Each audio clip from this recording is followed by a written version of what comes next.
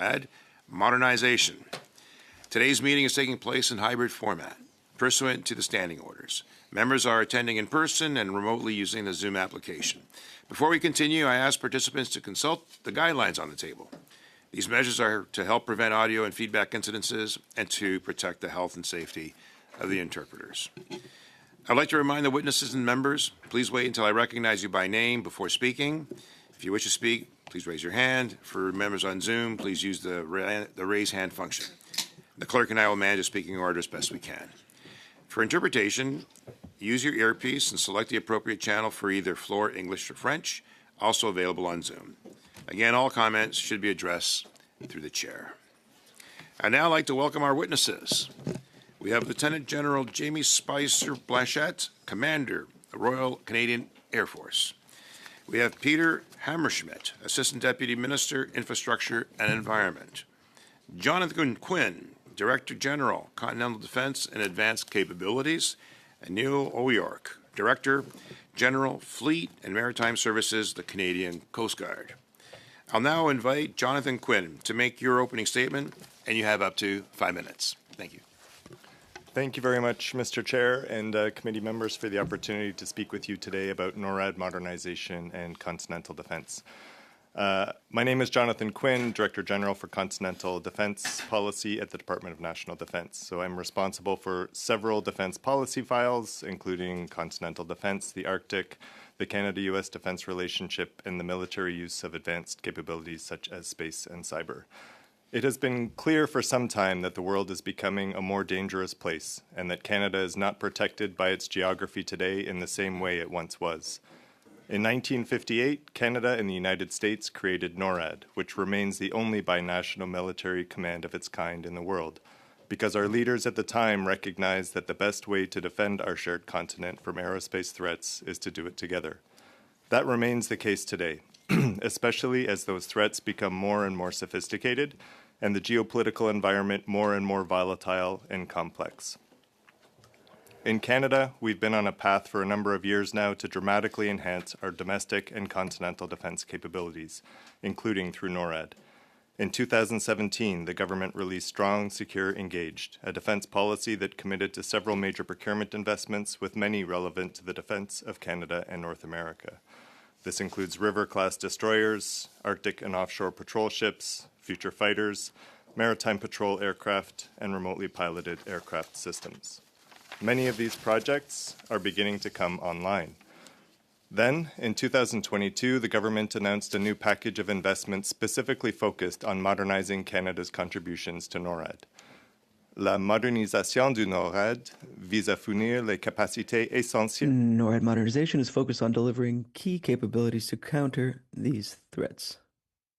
These threats include advanced cruise missiles and hypersonic weapons.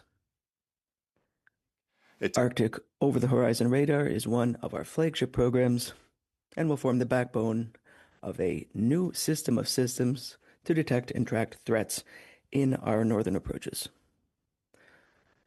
Alongside these investments in new sensors, NORAD modernization is delivering technology-enabled command control systems to support timely and effective decision-making.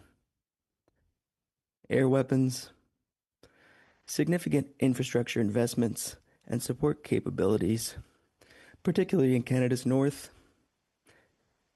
and dedicated science and technology funding for continental defense. Here are some key upcoming project milestones. A first Arctic Over-the-Horizon Radar system is scheduled to be operational in 2029. The delivery of the first fully converted multi-role tanker transport aircraft is scheduled for 2027. While these NORAD modernization investments are quite targeted, they will support broader Canadian national defense objectives. This includes strengthening CAF capabilities in our northern and Arctic regions. The release of Our North, Strong and Free in 2024 built on these earlier defense policy announcements to provide funding for additional investments with a focus on the defense of Canada and the Arctic. Aircraft, tactical helicopters to replace our current fleet, and maritime sensors are capabilities that will expand the CAF's ability to operate across our vast northern geography. R&R Strong and Free also committed to acquiring new ice-capable patrol submarines to provide a strategic deterrent effect on all three coasts. This most recent defense policy also committed to strengthening our contribution to integrated air and missile defense. In July 2025, the government announced that it had removed all restrictions on the air and missile defense of Canada, allowing us to consider the full range of capabilities Canada may need to effectively defend against rapidly evolving threats. Around the same time, the Prime Minister announced at the last NATO summit that Canada would reach the NATO benchmark to spend 2% of GDP on defense this fiscal year and committed to reach the new 5% target by 2035. This announcement came with an immediate injection of $81 billion over 5 years to fortify the foundations of Canada's defense readiness by, for example, investing in infrastructure, people, core fleets, and strengthening our digital and cyber foundations. Then in September 2025, the Canadian Coast Guard moved into the Department of National Defence, along with a proposed adjustment to the CCG mandate through Bill C-12 that would allow them to make important contributions to Canada's maritime domain awareness. This will be especially valuable in the Arctic, where the Coast Guard's unique capabilities and year-round presence will significantly enhance our ability to monitor our northern approaches and deter unwanted activity. My colleague Neil O'Rourke can speak more to that should there be any questions. Collectively, all this means that national defense is prioritizing the procurement of capabilities to deter and defend against threats to Canada and North America, particularly threats in, to, and through our Arctic, and has a plan to modernize our capabilities for the all-domain defense of Canada. I anticipate that the defense of Canada, our Arctic, and North America will continue to feature prominently in future defense policy announcements and investment plans as we move deliberately to increase defense spending over the coming decade. Thank you, and I look forward to answering any questions you may have. Thank you, Mr. Quinn. First round of questions up to 6 minutes. We'll start with our Vice Chair, Mr. James Bazan. And before you start the clock, just want to raise a point of order over the notice of this meeting only went out late on Friday, just saying government officials were going to appear. I understand that government officials knew Friday that they were going to appear late on Friday. We as committee members didn't know who was appearing before committee until 9:22 this morning. Gives us a little time to prepare. Government officials is broad sweeping a group of individuals across the Canadian Armed Forces and the Department of National Defense. It could have been anyone from the commander of NORAD operations to the CDS down to a wing commander at Cold Lake. So we do have to raise that we need proper notice so that we can prepare and make sure that we're not wasting the time of witnesses or time of this committee and members to ask the questions that need to be asked in this study. So I just would caution the chair to make sure that he's respecting the rights of members here so that we are properly prepared and can do our jobs in a timely manner. And today is not. Point well taken. Back to you, Mr. Bazan. Okay, I'll start. So I want to thank our witnesses for appearing on very short notice. But this is a study that's important to Canada. Knowing the growing threats that we see in our Arctic and around the world. Want to just start off quickly, just talking about, there was again a comment made by Ambassador Hoekstra to CBC that if Canada doesn't buy the F-35s, that the U.S. will then have to pick up the slack and fly their F-35s in Canadian airspace to intercept any potential threats. So if I can talk to General Spicer Blanchette as to her position on can we maintain our sovereign control of airspace without F-35s. Thank you for the question, Mr. Chair. So I would offer that Canadian presence in NORAD absolutely reduces the risk and increases Canada's autonomy and ability to defend itself.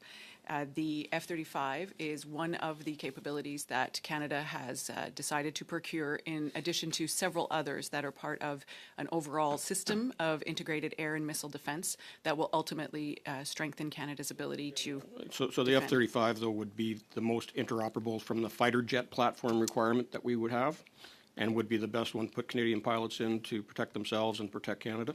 So the F-35 is the only fifth-generation advanced technology fighter aircraft available to Canada, and was selected in the competition that was conducted by the Government of Canada. And it is the only one at this moment that can meet all of the most advanced adversary threats that we are seeing that are being promulgated and advanced technologically from Russia and from China.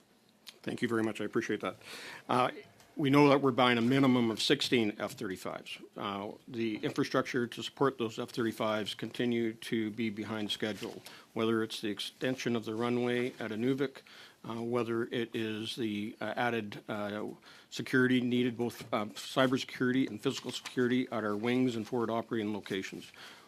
When can we expect those projects to be completed so that we can receive our F-35s to protect Canadian airspace and be a proper partner in NORAD? So, Mr. Chair, I can start and then hand over to my colleague, the Associate Deputy Minister of Infrastructure and Environment. At the moment, we do have within the Future Fighter Capability Program very clear objectives and milestones for all of the associated infrastructure required to support the F-35 fleet. There are interim capabilities and structures and construction that are meant to mitigate some of the delays for the permanent fighter fighter squadron facilities that are meant to be finished in the early 30s. So when the first F-35 is due to arrive in Canada, in Cold Lake in 2028, we do expect to have sufficient interim infrastructure available to be able to operate those F-35s. But only at Cold Lake. Would they be able to work out of our FOLs in Inuvik, in Yellowknife, in Iqaluit? So there will be a growth program. It's implementing in phases. So obviously to reach an initial operating capability, not everything will be operable immediately. And we will still be operating the F-18s as we draw them down at the same time that we build up the F-35 capability until 2032. So we will absolutely ensure that we have ability to operate from our forward operating locations. So from the Air Force standpoint, I believe that also the P-8s are going to require the same type of security measures at every wing. What have the Royal Canadian Air Force been doing to enhance the security of the perimeter and the wings across Canada so that F-35s and the Poseidons can operate? Mr. Chair, we have been working within the RCAF to address those very important security requirements, physical security at our wings and bases across Canada. We are already developing options for increased security forces and looking at the kinds of capabilities they will need to be able to provide that physical protection of very important assets. We have developed and are already working with some counter-UAS systems that are in place and being continuing to be developed in certain locations across Canada. And we will continue all of those efforts so that we can provide the necessary security for all of the modern capabilities that we will be procuring, including the F-35, the P-8, the remotely piloted aircraft system as well. When we look at any incursions into Canada's, into our air identification zones or into our maritime space, do they predominantly occur in the western or eastern Arctic? I don't know if I have an actual quantifiable answer to that. We respond to all of the incursions and are prepared to respond east or west. At the moment, I think the predominant Russian threat would be more from the eastern side of the Arctic. However, we work within NORAD to respond across the entire geography that we have. I assume that most of it would have been, and I was led to believe that most of the incursions were actually happening in the western Arctic from coming across over top of Alaska out of the Bering Strait, and then of course, also, the maritime threat seems to be coming from that direction, especially as we see more and more Chinese vessels in our in the Arctic waters. So, wouldn't the need for Inuvik in particular to link that runway become a major priority? Do you want to cover that? Sure. Thank you for the question.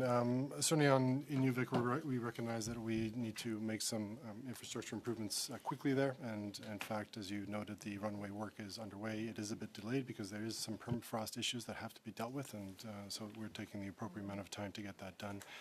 But there is a broader effort to ensure that in particular, the Inuvik and the Yellowknife forward operating locations start to see some injection of construction and infrastructure investment in the very near term. And we will shortly thereafter be focusing on Iqaluit and the deployed operating base at Goose Bay as well. So there is activity happening. The construction program is going to launch shortly for those forward operating locations.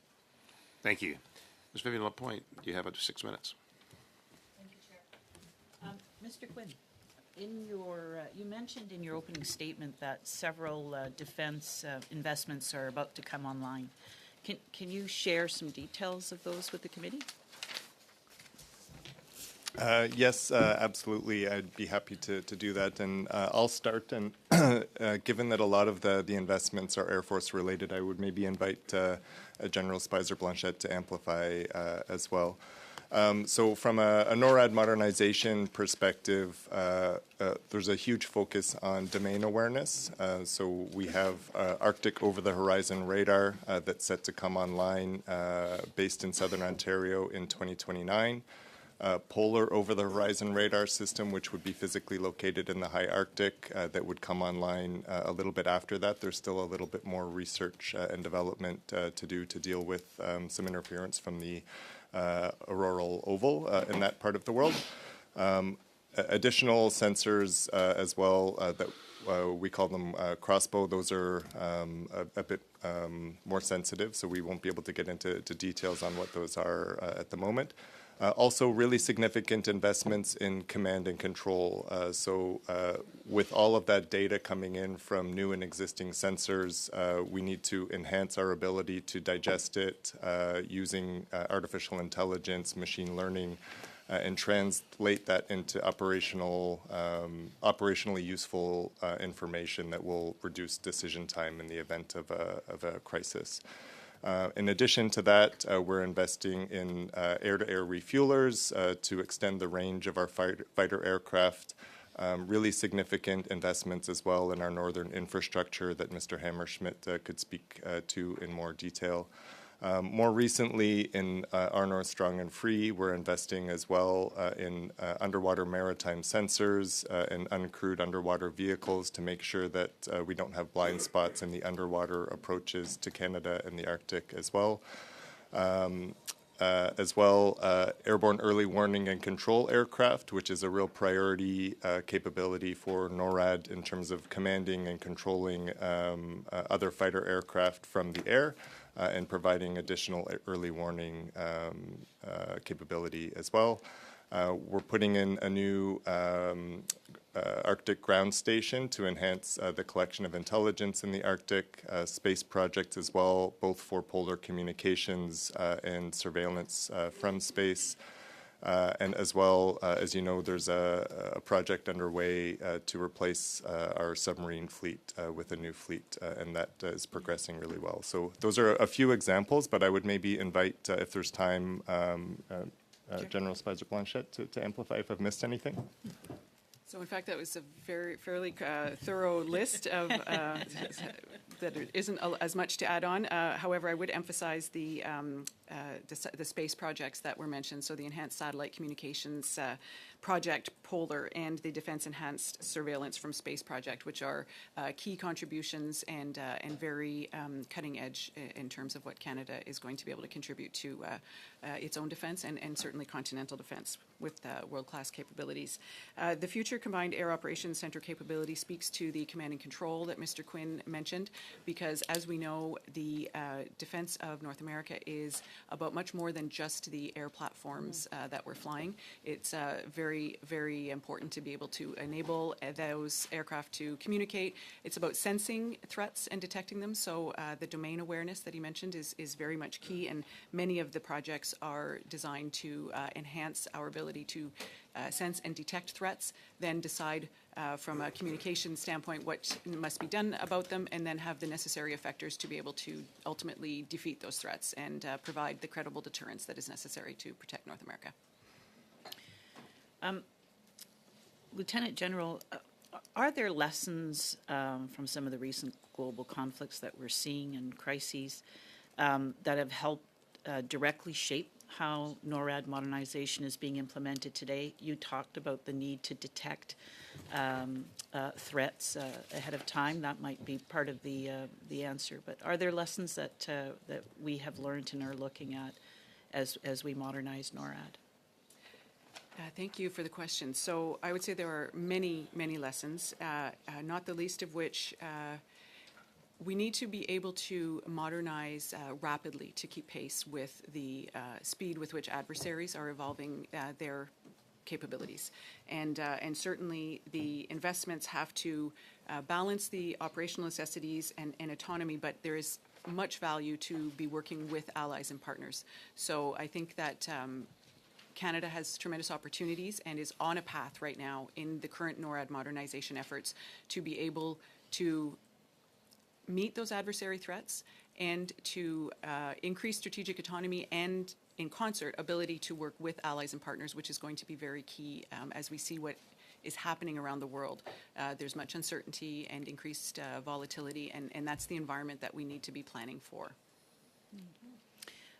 For my next question, I invite any and all panel members to contribute to the response. Canadians are very anxious about the current geopolitical landscape. So from your perspective, what should Canadians be most confident about when it comes to Canada's approach to NORAD modernization over the next decade? Thank you very much, Mr. Chair, for the question. Maybe I can start and invite other panelists to weigh in as well. I think Canadians can be confident that we're taking the threat environment, the security environment very seriously. We understand the urgency of enhancing our ability to detect threats to the continent, to Canada, to deter them with credible capabilities and also to defeat any threats that do end up materializing when deterrence fails. I think the investments that we've outlined and the path that the Department of National Defence and Canadian Armed Forces are on demonstrates that seriousness. And I think Canadians should take comfort and be confident that we're moving really aggressively along that path to enhance our capabilities as quickly as possible. Thank you. We're going to the next question. Mr. Savard-Tremblay, you have 6 minutes. Oui, merci, Monsieur le Président. Alors, bonjour tout le monde. Excusez-moi, ma voix. Thank you, Chair. Hello, everyone. I'm sorry about my voice. I'm not sure whether it's the end or the beginning or the middle of a cold. So apologies about that. And I would advise the team to disinfect my microphone after this meeting. Hello, everyone. Thanks for being here. This is our first meeting in the new year, and there's a debate underway in Quebec as to whether we can say Happy New Year. So it's a pleasure for me to see you here today in this committee. And thank you to our witnesses for being here for their presentations. Can you tell us about Quebec's industrial capacity, especially in Saint-Hubert and Valcartier? And this is industrial capacity that is key. Is there an industrial strategy that specifically targets Quebec's capacities? Merci, Monsieur le Président. Thank you, Mr. Chair. Pour l'industrie With the new strategy for the defense industry, which is being developed by the government, there are a number of aspects that will be beneficial to the Canadian industry, generally speaking, the defense industry. There are a lot of opportunities for Quebec. I can't specifically talk about a strategy that specifically targets Quebec, but I can tell you in terms of aerospace, there are a lot of opportunities because there's a lot of talent, a lot of innovation being demonstrated by industry in Quebec, and they can provide it as we develop on our needs and our capacities for the Air Force and for our future space needs. For example, specifically in Quebec, there are certain specializations and expertise, and these are going to be relevant in the future. Could you elaborate on that? You mean for hypersonic missiles? Well, I understand that there's research happening in the areas of missiles And could you talk about the sector in general? D'innovation et We're taking a look at a great deal of innovation and future technology, including hypersonic, as well as the development of drones and sixth generation capacity. the sensors, So this could be sensors, componentes de toutes sortes de... which are a component of all kinds of aircraft. But the technologies are not limited. There's AI, the interaction between human and machine. There are a lot of opportunities, and prendre davantage de tout. we are going to take advantage of all the opportunities. A number of experts have talked about the lack of infrastructure preparation in Canada against hypersonic missiles. So perhaps there are opportunities to develop these things, and we also need to think about preparation and to think about a future potential attack.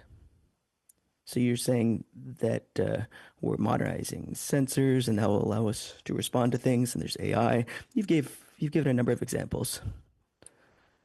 But is there a plan underway with respect to this? Du gros plan en général. Alors, It's part of the broader plan with respect to our current capacity and with respect to current initiatives and projects underway.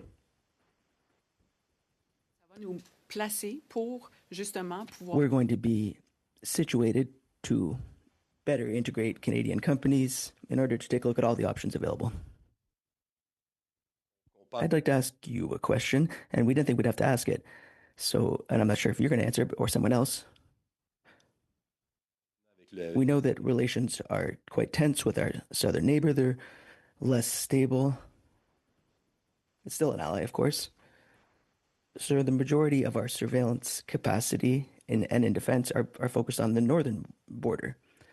And over the last number of weeks, there's been a lot of sensationalism about countering an American invasion.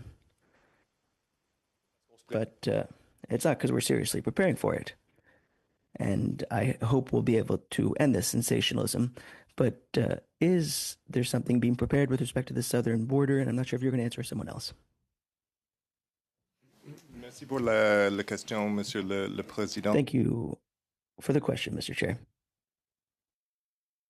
Very aware of the political dynamics and some of the hyperbole that's out there. But what I would stress is that we continue to have an extremely constructive relationship, both on the military side and on the civilian side, both in Colorado Springs through NORAD, but also with the Pentagon, and are in regular contact with our U.S. allies about how to work together for the defense of the shared continent, and that remains the big priority.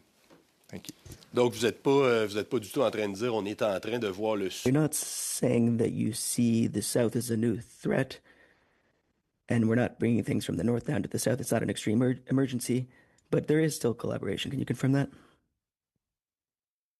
Mr. Chair, absolutely, we're not focused on a military threat from the southern border. Really, the focus continues to be collaborating with our U.S. allies in the defense of the shared continent. Thank you. Donc, comme on le dit au Québec, le bonhomme 7 heures peut aller se coucher. Combien de temps me reste-t-il? So how much time do I have left? À tout à l'heure. Thank you. Or, sorry, 5 minutes. So with respect to the over-the-horizon radar, where are the installations going to be in Ontario, and why are they going to be there, as opposed to existing installations that are already owned by D&D? Thank you for the question. So the search for appropriate locations for the radar was an exhaustive search. The requirements are very inflexible and complicated, and we assessed in total over 500 sites since 2022, and we started with D&D lands and landed on the locations that are identified in Kawartha Lakes Township and Clearview Township.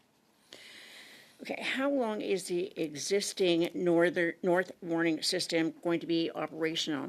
So I'm looking at what gap exists between once that's up and running, the one in Ontario, and the ones that are up and running now. I can start, and thank you for the question. I can start and perhaps pass it to General Spicer Blanchette. The North Warning System continues to be operational. In terms of over time, we will reassess that capability and the individual stations to determine which ones can continue to perform and contribute to the overall system of systems for surveillance for North America. The U.S. ambassador to Canada said that recently if we weren't going to buy the F-35s, then the U.S. would have to fill in the gaps we have left. Can you explain what those gaps that would be left behind would be if we were to cancel the F-35s for an inferior fighter jet? For the question, Mr. Chair. So right now, the gaps that we are addressing with NORAD modernization are focused a lot on the radar systems that we've been speaking of. And so as mentioned, the North Warning System does provide a certain coverage, and then the Arctic Over-the-Horizon Radar will actually fill in a very wide swath in addition to that. There will also be more ability from the space side to be able to detect. The fighter capability is as a fifth-gen fighter, the F-35 provides the lethality and survivability against the known threats that are being developed by adversaries, and therefore those the gaps that would be created would simply be related to the technology that the adversaries are developing that we would not have at hand. Okay, with respect to data infrastructure and communications infrastructure, and there are new systems that need to be brought up. What stage of the contracts are there at with respect to the radio and data links? Have there been tenders put out for the communications infrastructure in the Arctic yet? And not satellite, radio and data. Thank you for so the that question. the F-35s could operate if we get them. Thank you for the question. I mentioned earlier the construction work that, the design and construction work that is going to start in the forward operating locations. That will include IM/IT upgrades to ensure that there's communications infrastructure in place. The question, Mr. Chairman, was about contracts. Have any been put out to tender yet? Has there been a request for proposals? Where are we at with actually getting this infrastructure in place? So, Mr. Chair, I can expand somewhat on the RCF Air Communications Expansion project known as RACE, which covers part of that. There's no one contract that covers everything. It's certainly a combination of several factors. But this project will deliver modernized radio network to improve the performance and sustainability of many aspects of the Canadian air defense sector enterprise, and it is meant to be initial operational capability by 2031. So I don't have information on specific contracts. However, that is well in hand, and progress is being made on the projects, and an update could be provided separately. Originally, the first Canadian delivery of the F-35 was supposed to be in 2026, but now it's 2028. Why that difference? So, Mr. Chair, the first Canadian F-35 will be delivered in 2026 to Luke Air Force Base, and Canadian aircrew will start flying on it. The first Canadian F-35 that will be delivered to Canada and one of our wings is going to be in 2028 after a sufficient number of pilots and technicians have been trained and sufficient infrastructure is in place to support it in Cold Lake. The first phase is Cold Lake, and then subsequent years and developments will move and it will then be delivered to Bagotville. Okay, so recently the commander of NORAD said that China and Russia have increased their cooperation in the Arctic, whether it be sea or air intrusions. How integrated is the operation and the cooperation of those two military forces, in your opinion? Thank you for the question. They have not been... They've been working together, as we've seen, so it is absolutely important to be monitoring this kind of activity, and the fact that they're more joined up is something that is new. The level of cooperation is not something that seems to be particularly advanced, but at this moment it's very important for us to pay attention to all of the threats and all of the actions from our adversaries, and they are certainly advancing a lot of technologies very, very rapidly, and we are keen to keep pace with that and continue on with our NORAD modernization and continental defense projects to ensure that Canada is well postured to defend against them. Thank you. Thank you. Monsieur Malette, you have up to 5 minutes. Thank you, Mr. Chair. And thank you, panel members, for attending today. Given that 8-Wing CFB Trenton, which is, as I mentioned to General Spicer Blanchette, proudly in my riding of the Bay of Quinte, is the hub of RCF air mobility operations and provides strategic airlift aerial refueling and support to Arctic locations, such as CFS Alert. How do these missions contribute to Canada's role in the NORAD modernization effort? And specifically, how does Trenton's support to Alert and other northern operations bolster continental deterrence and response capability? And I would ask that, I guess, to General Spicer Blanchette, if I could. Yes, thank you for the question, Mr. Chair. 8-Wing certainly has a very important role, as you mentioned, and providing the strategic airlift that Canada does rely upon. Within a NORAD context, the Canadian aircraft are often used to assist in resupplying for Pituffik in Greenland and for the U.S. forces there.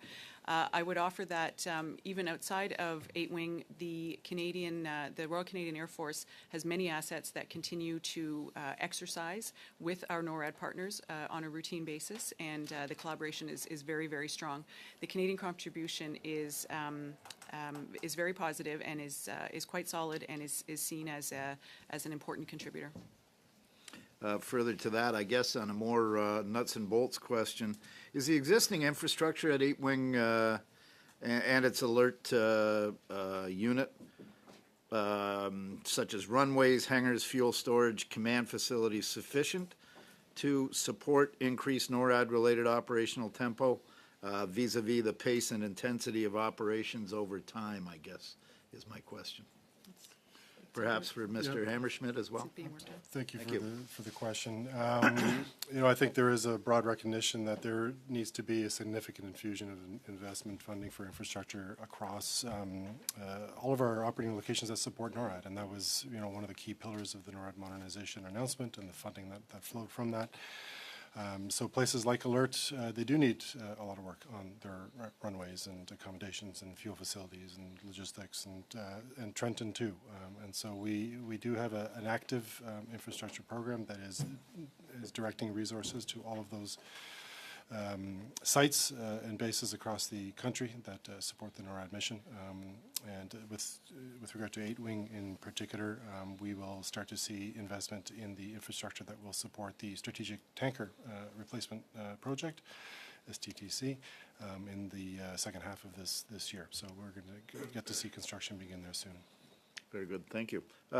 This question is directed to Mr. Quinn. How has the threat environment facing North America, sir, changed in the last month or even the recent years, particularly with respect to Arctic and maritime approaches?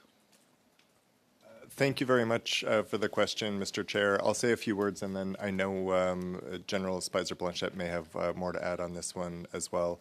I would say we have recognized for some time that the threat environment was changing fairly significantly, which is why we've been on a path, I would say, dating back to at least 2017 to really prioritize investments in domestic continental defense and NORAD modernization to deal with that evolving threat. In terms of specifics, much more sophisticated missile technology, so conventionally armed cruise missiles that have much longer range can reach North America from further away from various platforms, including submarines, other aircraft, and land-launched missiles.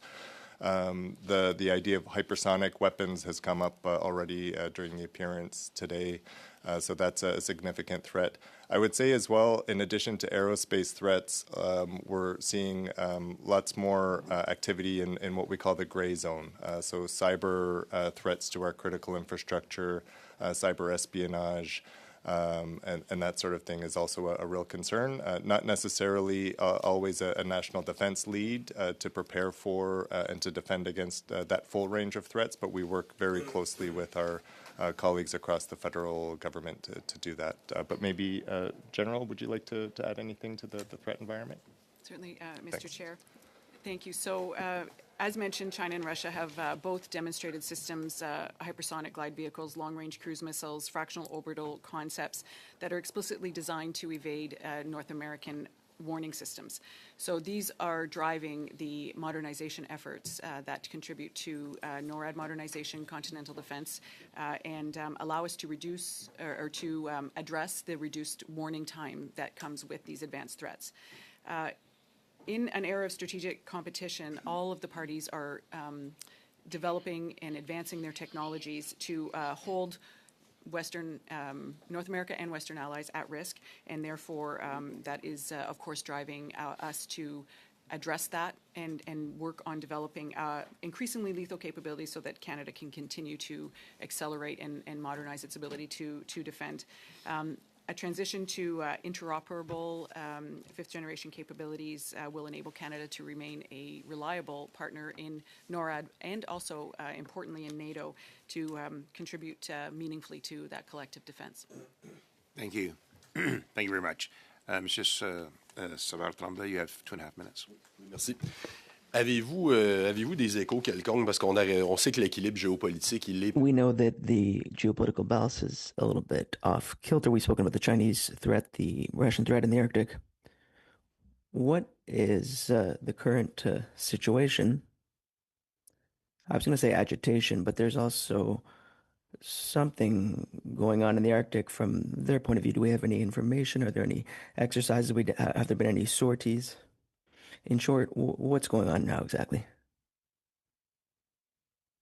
Do you want to go, John? Merci beaucoup pour la question, Monsieur le Président. Thank you for the question.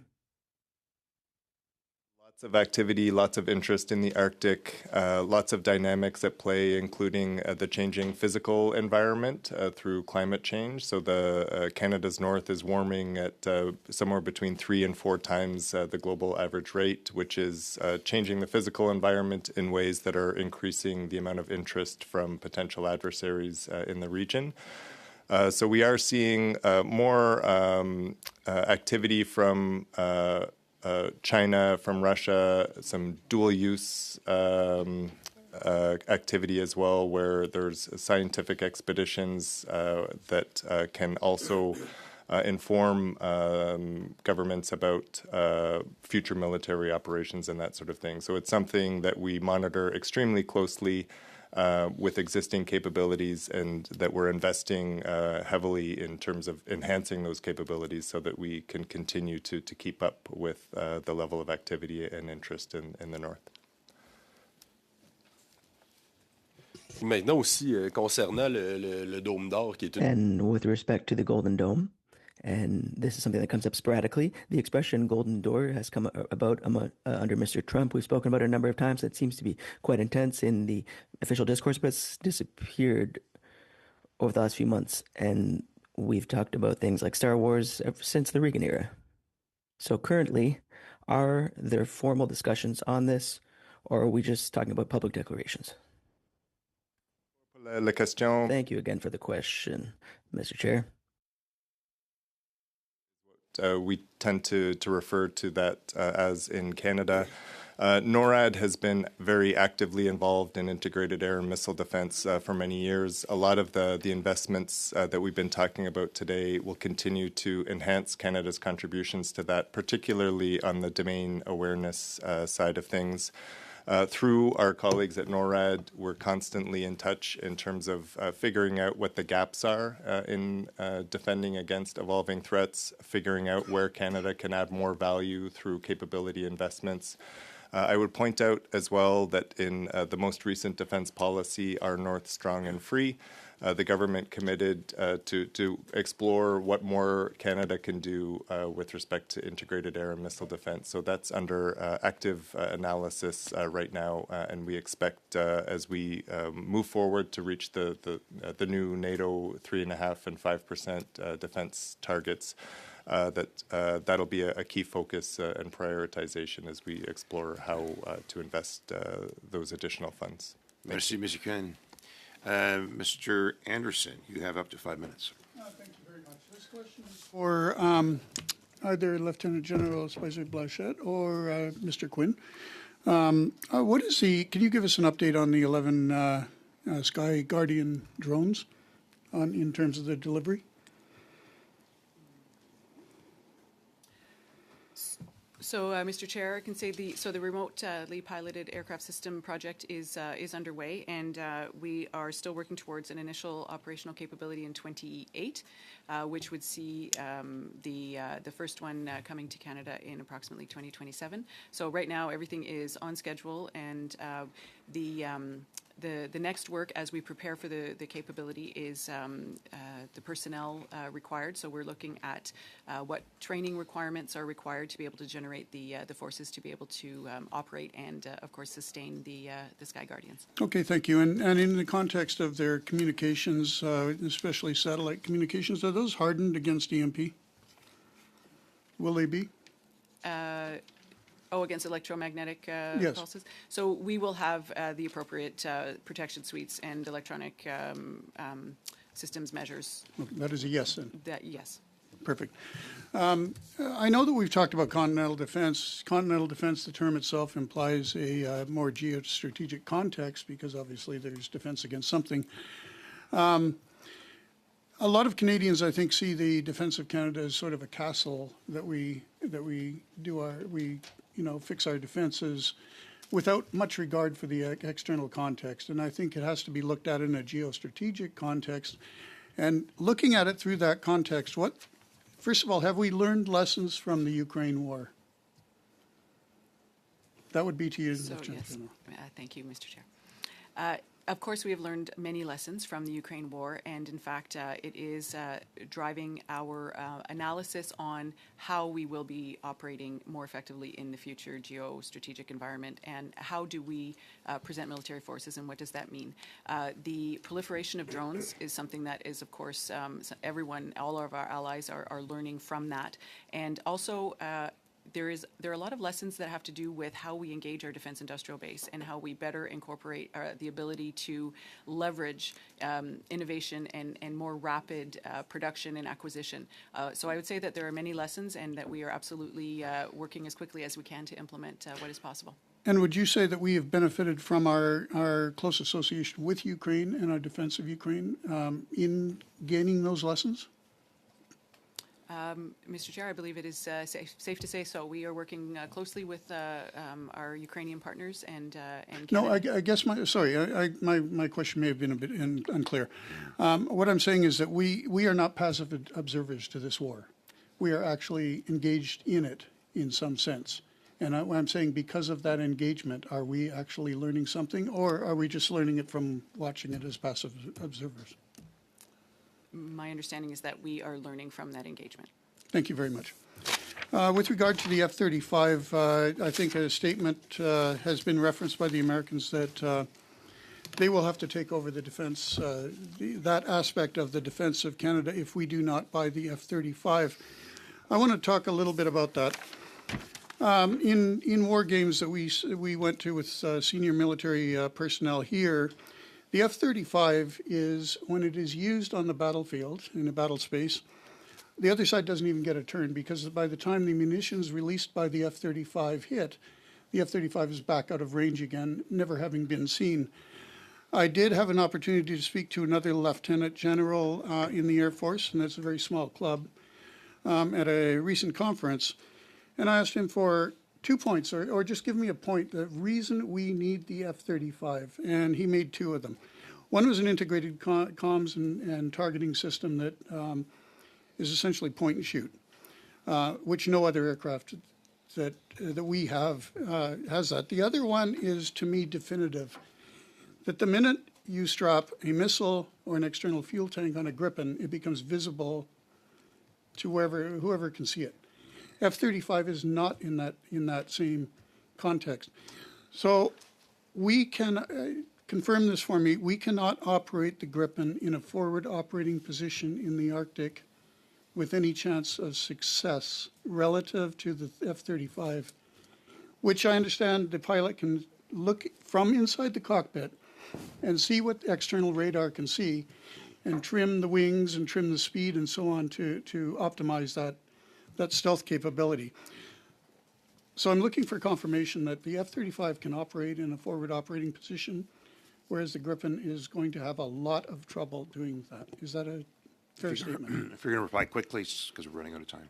Okay, Mr. Chair, I can confirm that the F-35 was selected due to advanced stealth capabilities, data sensor and sensor fusion, and increased lethality. So it has, with its advanced radars and detection systems, the ability to remain undetected and see further distances, to essentially engage before being detected, and also to integrate massive amounts of information from the battle space through the cockpit and be able to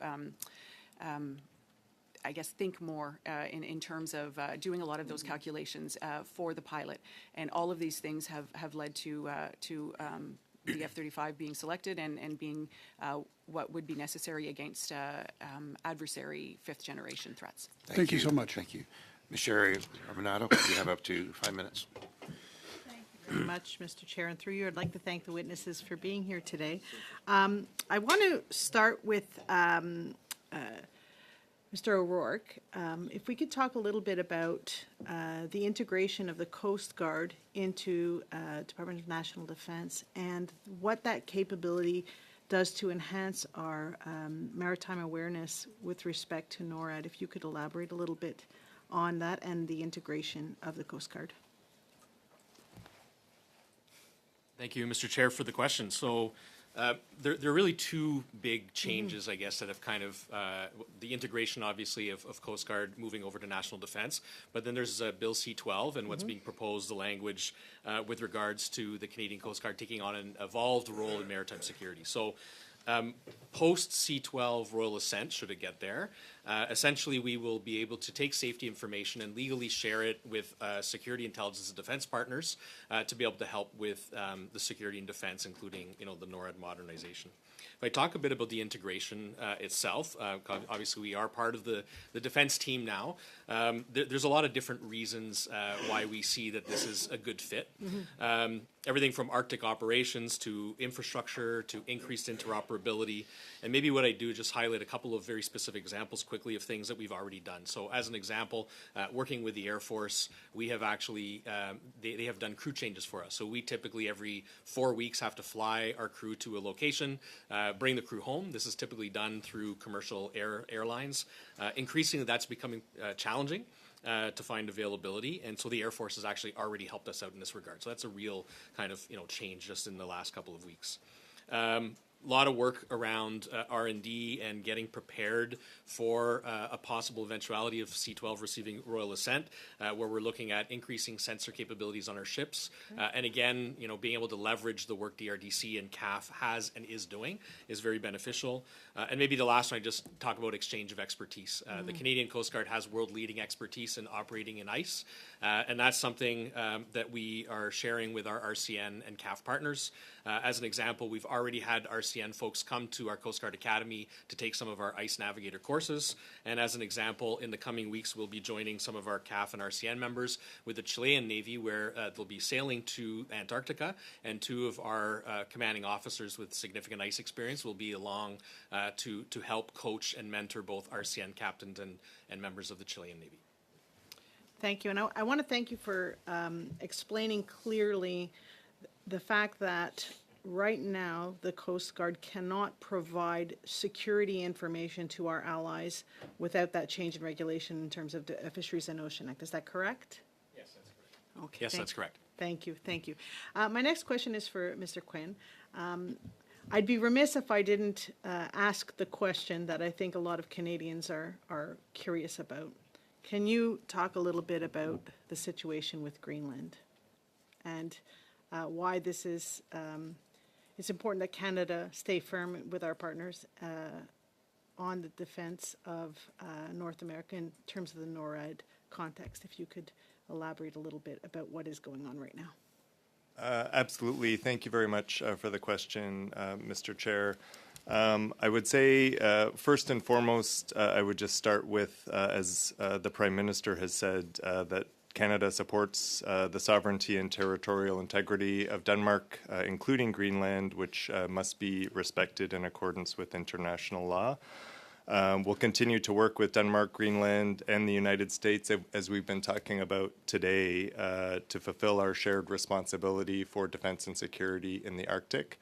In terms of the kind of notional framework arrangement that was discussed by President Trump and the NATO Secretary General on the margins of Davos, lots of details still being worked out on that, including with all of the stakeholders involved.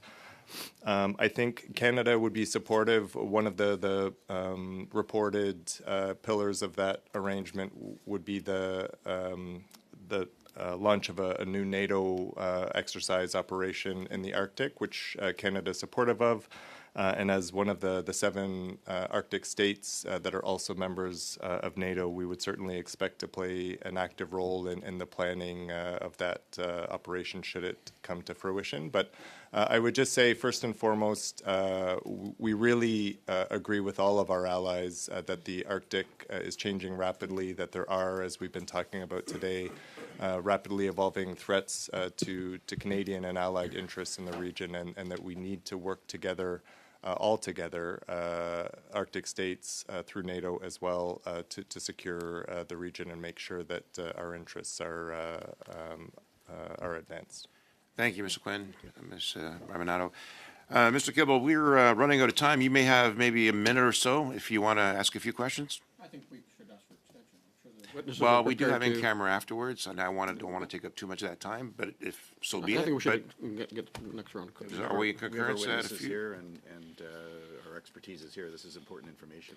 Lead into our in-camera time? That's fine. Let's give another round to Mr. Kibble and to Mr. Watchorn, and then we'll call it. Okay, thank you. Sounds good. Thank you very much, 5 Mr. minutes. Chair, and for the panel, for those Air Force and Coast Guard uniforms, both on the panel and in the audience today. Thank you for your service. Quickly, General, you mentioned sites, Cold Lake, Bagotville for F-35s. What forward operating sites are we looking for effecting intercepts, follow-on sites? So, Mr. Chair, the forward operating locations are in Inuvik, Iqaluit, and Yellowknife, sorry, and Yellowknife, and we have deployed operating locations in Goose Bay and in Trenton and in Comox. And we have timelines for those? Well, they already exist, so it's really about... To be ready for F-35s? Oh, to be ready for... Yes, we do. We have timelines that we're working on with our infrastructure colleagues. Okay. Perhaps you could submit that later, those dates. Thank you very much. Mr. Quinn, a question for you. You mentioned integrated air and missile defense. You're referring to ballistic missile defense system. Thank you, Mr. Chair. Not exactly. So the integrated air and missile defense is to recognize the fact that there are multiple different types of missile threats: cruise missiles, ballistic missiles, hypersonics, right, even but the ballistic missile defense would it would be term, encompassed within that. effectively. Absolutely. Yeah, okay. Sorry, Thank you. Mr. So, do you Chair. feel that Canada should continue to participate, in a new ballistic missile defense? We've heard Golden Dome and other things thrown around. Is that something that we should continue to progress? And would F-35s be an integral part of that system to keep it effective, as we've heard about elsewhere? If you could speak to that briefly. Thank you for the question, Mr. Chair. As mentioned, we are already actively involved in the integrated air and missile defense of the continent through domain awareness and other assets. I think it's absolutely in Canada's interest to continue to play that role and to enhance our capabilities in that area, as was committed in the most recent defense policy. Fighter aircraft will absolutely be an integral part of that kind of layered system of systems to defend against evolving air and missile threats. And specifically fifth generation that would have the capability to participate in that type of system? On that, Mr. Chair, I would defer to General Spicer-Blanchette, who's more of an expert on the tech.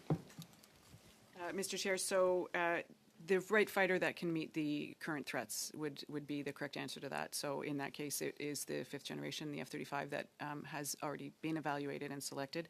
It also includes the remotely piloted aircraft system, the Sky Guardian, the tankers that we're getting, airborne early warning and control that we are looking at acquiring. So there are multiple elements in the big system of systems Thank that you. contribute. Complex integrated system. I appreciate that. One more very quick question for you.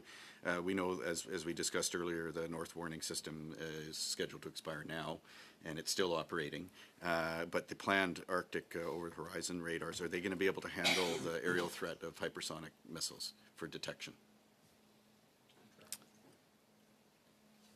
So that's a fair question. I think in terms of the details of what they will, we should probably come back to you with specific examples. Thank you very much. Mr. O'Rourke, 2 years running, we've seen Chinese Coast Guard vessels operating in the Arctic. This year, the new Class 1 icebreaker Zhulong was shadowed by Coast Guard, a Canadian Coast Guard from Japan to Bering Sea. So just quickly exploring that within the framework of NORAD, can you tell us why they were tasked to shadow that vessel from Japan to the, Bering Sea to the Arctic? Thank you, Mr. Chair, for the question. Just to note, they were not. In fact, we did not shadow the vessel. What happened is that the Sir Wilfrid Laurier was in Japan on other business and transiting to the Arctic, and essentially you had two ships that were essentially going from a similar point A to a similar point B, and that turned into a story that we were following. At this point in time, just getting back to my previous comments about Bill C-12, should that receive royal assent, we would then have the authority to be able to conduct those kinds of operations. That includes security patrols. So nothing at this to do point with in time, shadowing. we do not, and we did not shadow the vessel. Okay, fair enough. There was news reports of that, so that's why I was asking. In terms of surveillance capability, you mentioned that the Coast Guard is looking at changing sensors. Surely, and now that we're integrated, there must be a more solid plan as to what capabilities, both for surveillance equipment, and if you could perhaps speak to that, and would that include air integrating into providing air search, because being forward deployed units, that would be a huge capability.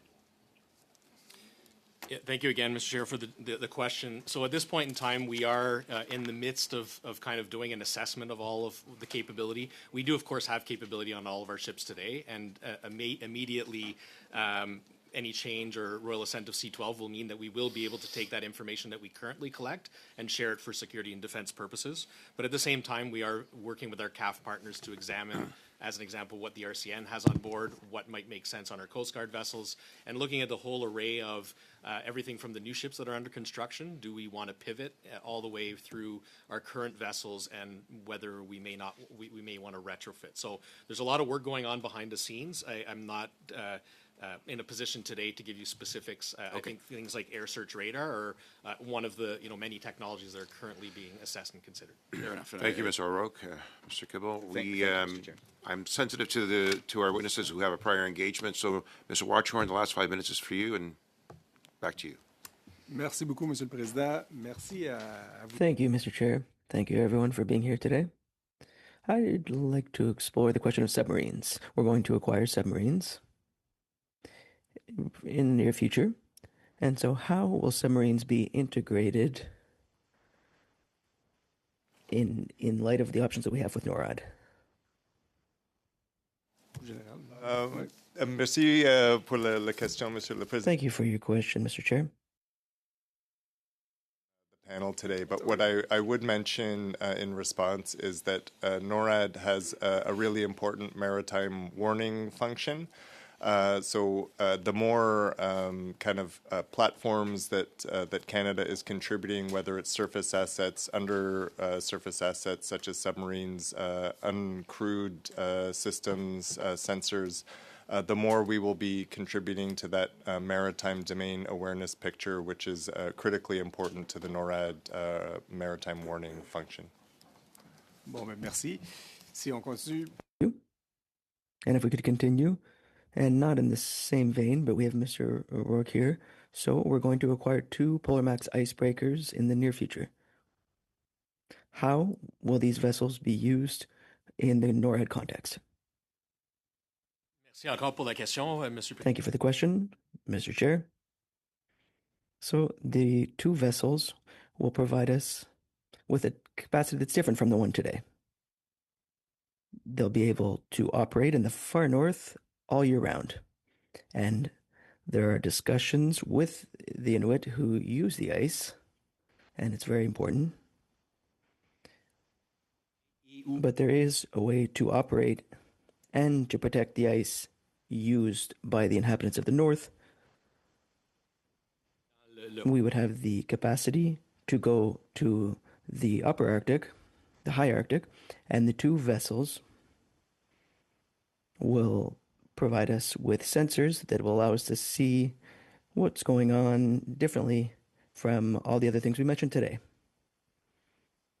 So these two vessels will involve maritime domain awareness, and this could be shared with our defense and security partners. And to continue with you, Mr. O'Rourke, the Coast Guard has aircraft that does surveillance of fisheries and in the far north and the coasts. So how do these flights allow us to have more information to protect things within the context of NORAD? Thank you, Chair, for the question.